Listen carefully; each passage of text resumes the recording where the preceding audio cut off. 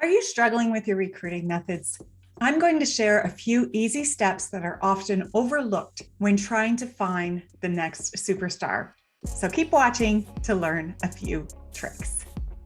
If you're new to my channel and you haven't subscribed yet, hit that subscribe button below and hit the bell beside it to be notified of when I release new HR videos. Let me introduce myself. My name is Teresa, and I am known in the social media world as the wonderful wizard of HR. My passion is helping small business owners and managers with gaining confidence and knowledge in human resources.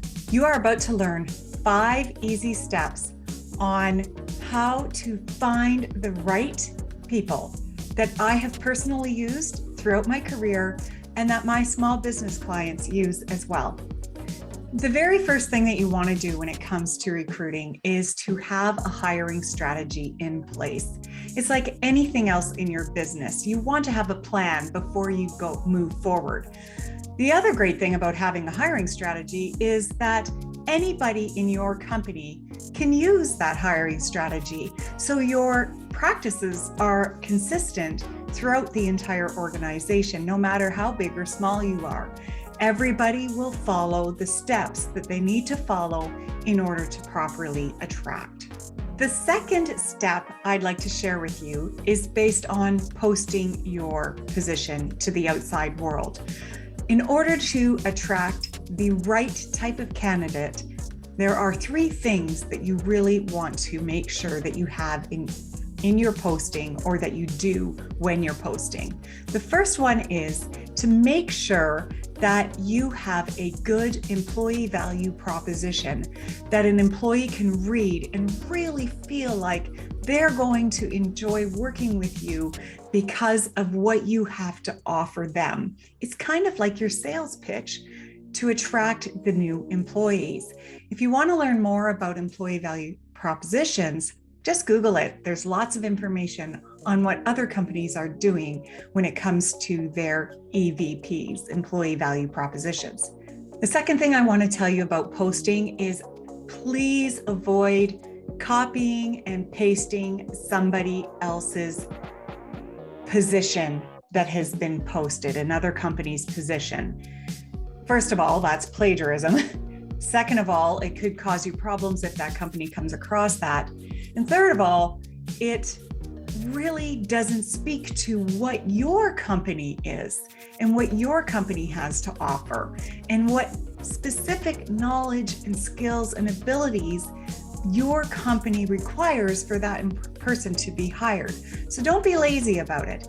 Sure, absolutely, definitely go out there and read other positions that are posted that could help you with building your position profile. But there is so much more to building your position profile than just copying and pasting. So avoid that. And tip number 3 in your posts, you're going to be posting the knowledge, skills, and abilities that are required for the position you are posting for. Those knowledge, skills, and abilities that are listed in your posting need to be posted in order of importance. For instance, if the skills are the most important part of the job, put your skills first. If the abilities are number 1, put the abilities first. And if the knowledge is number 1, for instance, education, then that goes first. Always list in order of importance. A position profile is a very simple document that goes out into the world it's basically a posting is what it is. And I have many different templates that I use in my program, the Complete HR Blueprint, that my members have access to.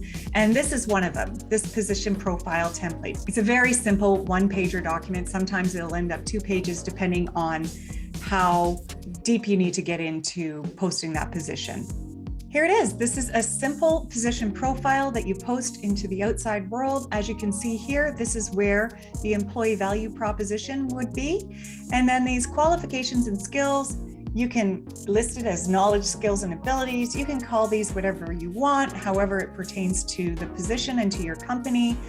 Trying to make sure that everything stays consistent though. But here you would list the importance at the top.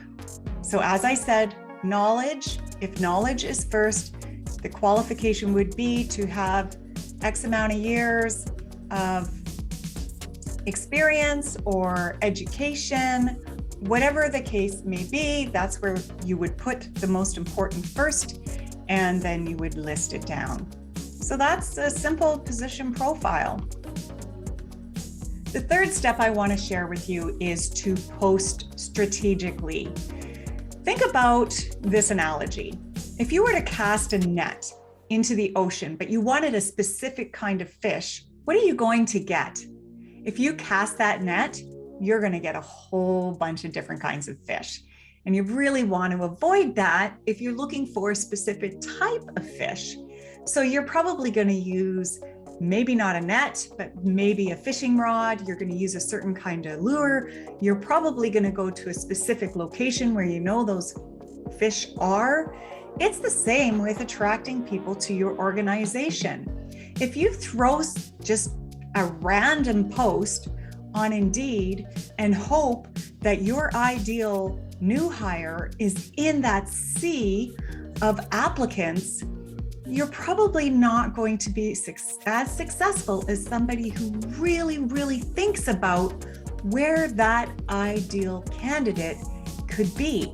For instance, if you hire fresh grads, you want to be going out to universities and colleges and talking to the career counselors there. You want to be going to their career fairs.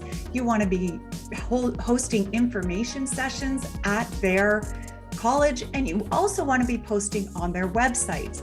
Most colleges and universities have free postings, not all of them. I know in Alberta at the U of A, they charge, actually it's pretty hefty, but there may be other ways that you can get around that if you're not willing to pay those big dollars to find them. But it might be worth it to pay to reach exactly the type of candidate that you need. And another example would be high schools. If you are looking for fresh grads out of high school, talk to the guidance or career counselors at the high school and ask if you can come in and talk to grade 12 or grade 11 students. Start building up the interest of those high school students who are going to be graduating. Let them know what the benefit is of working for your company and how all you need to have is a high school diploma in order to work for them. Some other tips would be going to your associations. If you're part of an association in your city or your province, go there. See if they have postings abilities, career posting abilities on their websites. And of course, use your own website, but just work harder at finding where those individuals are that you would put yourself in the candidate's shoes. Where would you be looking for a job? Yeah, maybe you'd be looking on LinkedIn, but maybe you would also be looking for a specific type of industry, a specific type of company, and where you would be searching for that. So really think outside the box there.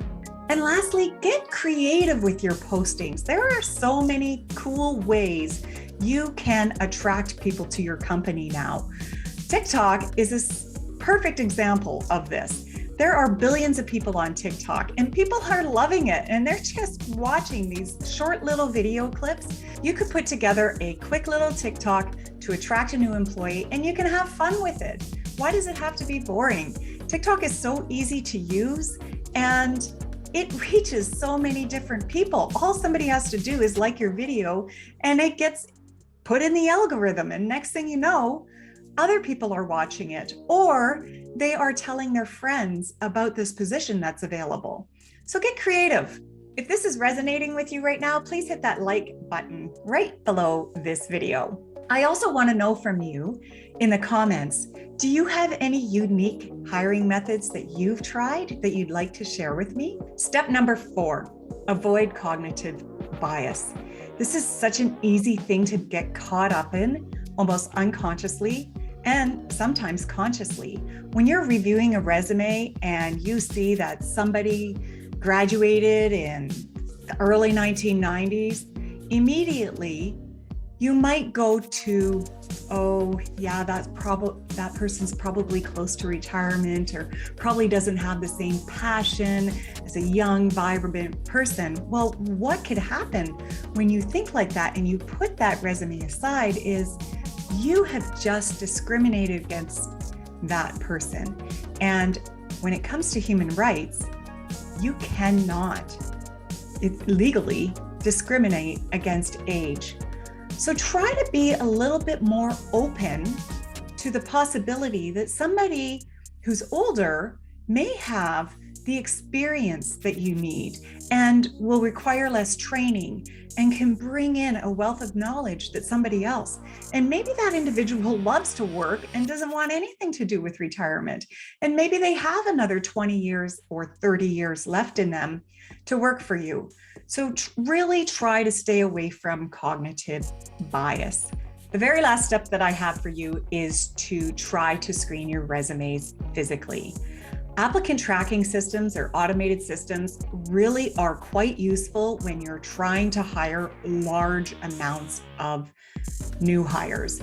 But if you're only hiring a handful of people, screen those resumes yourself. Automated systems are good, but they miss the personal factor that's in a resume. Think about it this way. If you were looking for a job, do you think you would be a professional at finding work? Probably not. And you might not know the ins and outs and the tricks to use to apply for a job. When it comes to automated systems, you have to be really creative as a job searcher with what you put in your resume and your cover letter. You want to use keywords, you want to look at the job posting, because all of those things is what the robot is going to search for to pass your resume on. And some people just don't know those tricks and they get overlooked. And you may be passing out on a superstar. You don't want to lose out on that. So my advice is to you, read those resumes and screen them out based on lack of qualifications. And remember, step 4, stay away from cognitive bias. If you are needing a little bit more guidance when it comes to hiring, you can download my free small business guide to HR. It's 15 pages long, it has a checklist, and it gives you some good information that you can use for your small business when it comes to human resources. If you feel that you could use a little bit more in-depth help, click on that link in my calendar in the description below and book a call with me, and we'll talk about your needs and see if there's anything that I can do to help you. Did you like this video? If so, please hit the like button and also subscribe to my channel so that you can get more videos like this and more videos in the human resources space. After you've found the right candidate, you'll want to make sure that you do reference checks.